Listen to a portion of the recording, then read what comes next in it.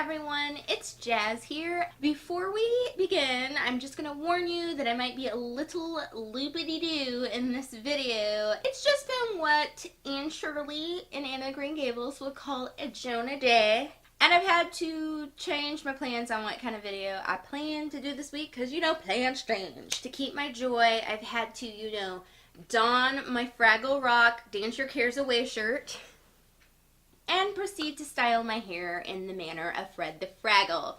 So, I'm already starting off kind of crazy. We're gonna go with the flow because a really cool thing happened today, and I got some new vinyl records that I purchased, and I thought, you know what? Why not do another vinyl book mashup, because those always make me happy. I basically pick 3 vinyl records in my collection and I match them with books that kind of either fit the themes in the songs or just books that I think of when I think of the album. Let's go on with the show!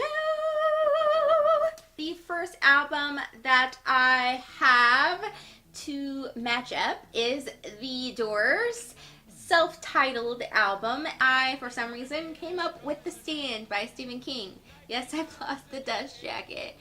Whoopsie. If you don't know what The Stand is about, it's a post-apocalyptic story that is basically a situation where everybody gets this really horrible flu virus which kills off most of the planet, and then 2 factions of people, one is sort of like evil and the other side is sort of good. They end up banding together in different ways, and there's a lot of what I would call almost spiritual warfare going on, and thus there has to be a stand made. I think that I did, in fact, listen to The Doors a little bit when I was reading this book. I also find that I enjoy listening to a lot of 60s and 70s era rock albums when reading Stephen King books, partly because he makes a lot of references to those. I believe there might in this book be an actual Doors reference. I can't remember if it's actually in The Stand or in Pet Sematary, but it's in one of those 2 books. The songs like, The End and almost kind of Break On Through kind of make me think of this book. This album features a really fun Doors song that I like called 20th Century Fox. It's just about a girl that is just super cool and kind of quirky and odd, and it also makes me think of movie stars and movies, so I thought I would pick a book that sort of has that element and is also the basis for a movie, and I went with Breakfast at Tiffany's by Truman Capote. This book is about a writer who is in New York and he shares a brownstone with this very quirky girl, Holly Golightly, and she just likes to shock people, and she basically kind of just lives off the fact that she goes out with these older men that are really wealthy and they buy her expensive gifts and pay her way through life. It's just a really interesting story. It is the basis for the movie Breakfast at Tiffany's. It's definitely different from the movie. There isn't really much of a love story in the book between the main character and Holly. It's just kind of platonic intriguement going on, but regardless of that, it's still a really enjoyable read that I hope people will pick up. Next album that I have here to match up is Raising Sand. This is an album that was a collaboration between Robert Plant, who you might know from Led Zeppelin, and Alison Krauss. It's basically my 2 favorite people on one album. Yeah, and I just got this and I'm flipping out. I love it so much. So I feel first of all, it does have some really thought-provoking, sort of reflective songs, and I wanted to pick a book that reflected that. So I decided to go with The Hours by Michael Cunningham. This is a book about 3 women. One is Virginia Woolf. She is writing her very popular novel, Mrs. Dalloway, which I have yet to read. I will get to it.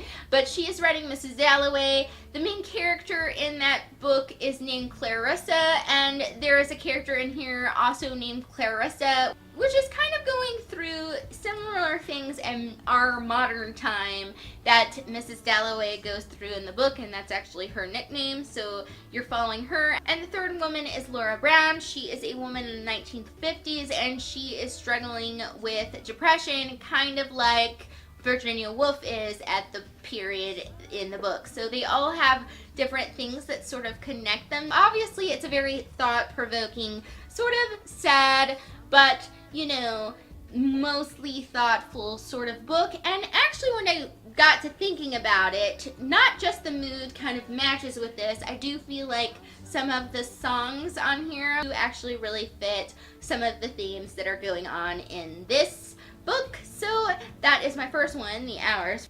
The second thing I kind of think about this album is that it does explore sort of deep feelings, but in a way that can be occasionally ironic. And so I thought a book that you could match up with this also is Sense and Sensibility by Jane Austen, because it does talk a lot about deep feelings, but I feel like Jane Austen's writing style is always a little bit ironic, and so thus it also fits, and maybe one or two songs do kind of fit Sense and Sensibility as well. On this album, something that is really interesting is that a lot of times Allison will sing a song that is sort of something that maybe traditionally a man would sing instead of a woman. And for some reason that made me think of the 10th anniversary edition of Twilight, in which it features the bonus material of Life and Death, which is basically the story of Twilight, but with all the female characters being male characters and vice versa. Next album that I have here to match up is Madonna's Confessions on a Dance Floor album. When I think of this album, I don't immediately think of books, and that is because this book oddly reminds me of movies made by Baz Luhrmann. Feel free to check out any of those movies, because I feel like the themes in this album do really make me think of pretty much every single one of those movies. But also it could be I did this like fan edited video tribute to Baz Luhrmann films set to a song from this album. I will link you to that video in the description if you want to check it out.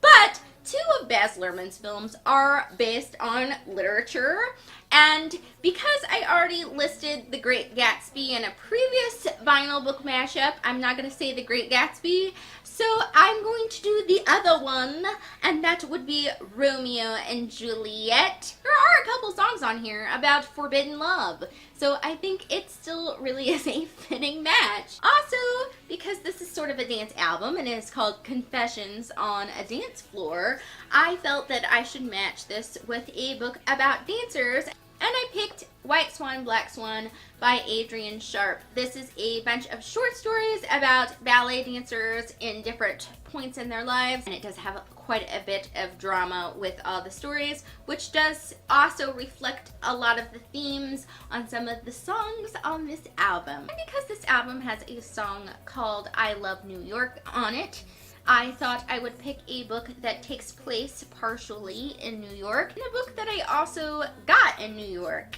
And I went with The Usual Rules by Joyce Maynard. What happens is this 13-year-old girl, Wendy, she is living her life with her mom and her stepfather and her siblings in New York, and then the Two Towers attacks happens and her mom dies in the attacks, and so basically she has to figure out how to deal with that, and she ends up moving to California with her real dad and just kind of like learning how to deal with everything. It's just a really awesome book. I would really like to reread it with a new set of eyes, so perhaps someday I will do that soon. Last book to match up with this is kind of silly, but not too silly, because it actually makes sense. Because I have this album on limited edition pink vinyl, I thought I would match it up